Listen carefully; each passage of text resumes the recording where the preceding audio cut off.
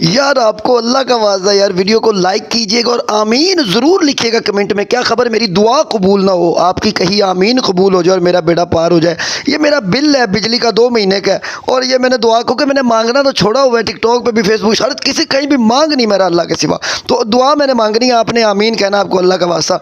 या अल्लाह अल्लाहुम्मा सल्ली अला सय्यिदिना व मौलाना मुहम्मद व अला आलि सय्यिदिना व मौलाना मुहम्मद व बारिक वसल्लम इलाहुल आलमीन। ये मेरा बिल आ गया 27,000 है या अल्लाह, और 2 महीनों का नहीं दूंगा तो मेरा मीटर काट लेंगे, और अगर मीटर कट गया तो मैं किराए पे हूँ, मेरे लिए मुसीबत बन जाएगी। तो या अल्लाह तो अपने प्यारे हबीब का सदका मेरे लिए अपने गैब के ख़जानों से मदद फरमा दे या अल्लाह।